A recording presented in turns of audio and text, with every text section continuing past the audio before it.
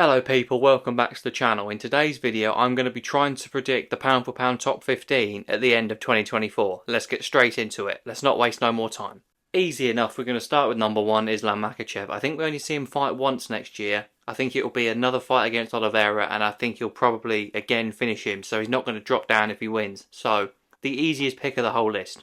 Number 2, and potentially the first bit of controversy, I think that Jon Jones would have retired by this point. And we'll see what happens, or at least what I think will happen with Volkanovski later in the video. So I think number 2 is going to be Leon Edwards. I believe that he will beat Colby Covington next month, and I think he'll probably fight, unfortunately, Belal Muhammad about halfway through next year and win that one as well. And he'll jump from his current ranking of 4 up to number 2. Number 3, a man who's currently not even on the pound for pound list, I'm going to go for Ilia Topuria. I think he'll fight Volkanovski twice next year. I think he'll finish him in February, and then I think he'll win a decision, probably more like October, September-ish. I think after he beats Volkanovski the first time, he'll go up to about number 6, number 7. However, I think it'll be one of those situations where a champion loses and stays above him on the pound for pound list. However, like I said, I think he beats him again and then jumps above him, up from not even on the rankings, all the way to number 3. I think number 4 pound for pound will be Alex Pereira. Now, I think he only fights once in 2024, and I think it will be Jamal Hill. There's an opportunity for him to fight maybe the winner of Ankalaev Walker at the end of the year, but I'm not 100% that he will.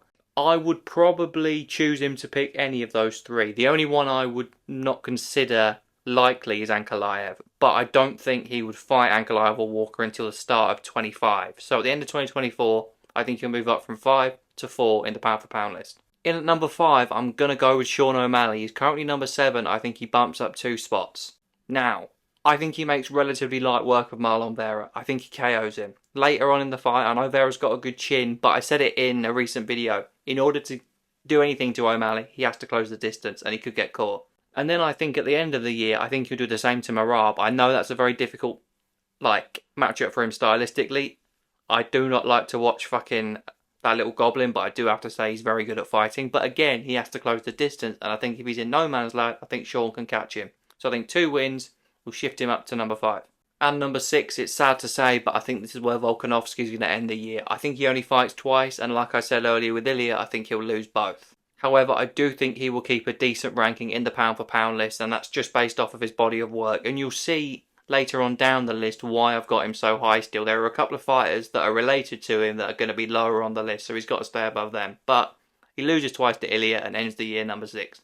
Next up, number 7, my boy, it's got to be Tommy Aspinall. Now, if he was to fight Jon Jones and beat him, he would be more like number 2, number 3. But I don't think he'll fight Jones. I think Jones will retire without fighting Aspinall, to be honest. So I think that by the middle of the year, he would have been upgraded to undisputed heavyweight champion and will probably defend against, unfortunately, Cyril Gane. I've already said in a recent video that I do not like the attitude of Cyril Gane, but if you look at the division, he's obviously just beat Sergey, he's beat Volkov. It probably will be Gane in the back end of the year, and I think he'll smash him to bits. So I think number 7 is about right. Number 8, I think he'll move up a couple of spots from where he is right now. I'm going to go with the flyweight champion, Alejandro Pantoja. I think he'll make quite easy work of Royval. I think he'll strangle him, and then later on next year, I think he'll probably fight the winner of Albazi against Brandon Moreno, which honestly I could see Brandon winning that one. So I think he'll either have to fight against bloody Moreno for the 4th time in their careers, or he'll fight Albazi. But whoever it is, I think he would win. I think he has a couple of wins in between now and then, and moves up into the top 10. Number 9, I'm going to go with the man that I think is going to win the middleweight title in January. I'm going to go with DDP. I think that may be the only time we see him fight, only because I think he can be quite injury prone, especially in between fights.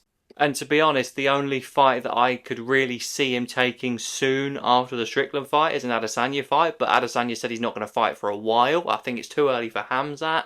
I think Jared Cannonier needs one more win. You could do a Strickland rematch, but I don't think he's at the level of a champion that would instantly deserve an immediate rematch. He was brilliant against Adesanya, but he doesn't have a title reign to kind of fall back on. He might get a defence in against maybe the winner of Acosta versus Whittaker at the end of the year, or even a Khamzat. I think he probably would beat Khamzat, so I'm going to say that he comes in at the end of next year as number 9 in the pound for pound rankings. In at number 10, I'm going to go with Charles Oliveira, who will drop 4 spots, I think, from 6 down into 10th. I think that Charles is going to fall into a very similar pattern to how he did the last time he fought Islam. He lost that fight and he bounced back with a great win against Beneil Dariush. I think he'll lose against Makhachev about halfway through the year, and then towards the end of the year he'll be a Gamera or a Fiziev or something. So, but I think with the likes of Pantoja, Aspinall and DDP, I think he'll drop down. Up from 13th into 11th, I'm going to go with Max Holloway. The simple reason being, it looks like he's going to fight Aljamain Sterling at 145, who's ahead of him on the current pound-for-pound rankings. I think he'll beat him and kind of take his spot. Very easy to explain. That's what I think will happen. Add on to that, he might go up to lightweight and win, or he might beat another 145-pound contender. I definitely think he'll be up in the pound-for-pound rankings by the end of next year. And down 4 spots into number 12, I'm going to go with Sean Strickland. I think he'll go 1-1 in 2024. Lose his first fight of the year and lose his title against Dricus. And then I think he'll bounce back and be one of the top kind of 6 or 7 ranked contenders in the middleweight division. I could honestly see them handing him Joe Pyfer after Joe Pyfer smokes Jack Manson. And I think he'd beat Joe Pyfer. So I think he'll go 1-1. He'll keep in the pound for pound list, but he'll drop down. Number 13 is quite easy. I'm going to go with Israel Adesanya. The reason being, I think that Strickland drops down the pound for pound list, and if he does, Adesanya needs to stay behind him. Reason is, he kicked his ass. So that's quite easy to follow, right? Now if Adesanya fights maybe a DDP after he beats Sean and wins the title, or he goes up to light heavyweight like he's teasing and wins a contender fight there, that will change. But I think he won't fight next year. I think he'll stick to his word for a change, and I think he'll drop down only because Sean lost, and it wouldn't make sense if he was above Sean. That's what I think will happen with it. And down 3 spots from number 11 into number 14 by this time next year, I'm going to go with Aljamain Sterling. Like I mentioned earlier, I think, well, it's been announced now that he's going up to featherweight. I think he will fight Max Holloway, and I think he will lose. Over 3 rounds, I give him more of a shot, but I think there's no way this fight is not a 5-rounder. It's either a main event of a fight night or like a co-main of a pay-per-view that's a 5-rounder. It's a massive fight. That being said, I think later on in the year he will fight a lower ranked 145 contender and get the win. Now that could be a Calvin Kattar, that could be a Josh Emmett or a Brian Ortega or whatever. So yes, I think he is going to slip down, but I think he'll hold on just on the coattails of the pound for pound rankings. But maybe halfway through 2025 he may have slipped out. But by the end of next year I think he'll just about still be there.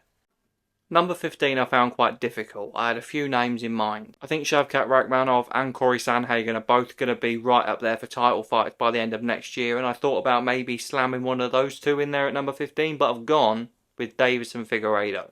Now the reason for this is a little bit of a long shot. I think he's going to do really well at 135, and like I said, pound for pound means if everybody was the same weight, how would they do? And he has that legacy at flyweight, which does factor in it.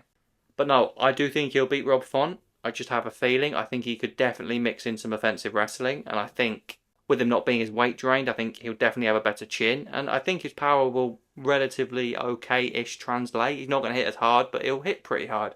And then from there I could see him fighting either a Piotr Jan or a Marlon Vera, somewhere around there, and then by that point he's number 3, number 4 at bantamweight and a former 2-time flyweight champion, which again, like I mentioned earlier, that means a lot for the pound for pound. So I'm going to go with Figueiredo just at the bottom in number 15. So ladies and gents, let's go from the top. I think Islam will stay at number 1. Leon will go up to number 2. I think Ilya will jump all the way up to number 3. I think Alex will jump up a little bit to 4. I think O'Malley will go to 5. I think Volk will drop to 6, unfortunately.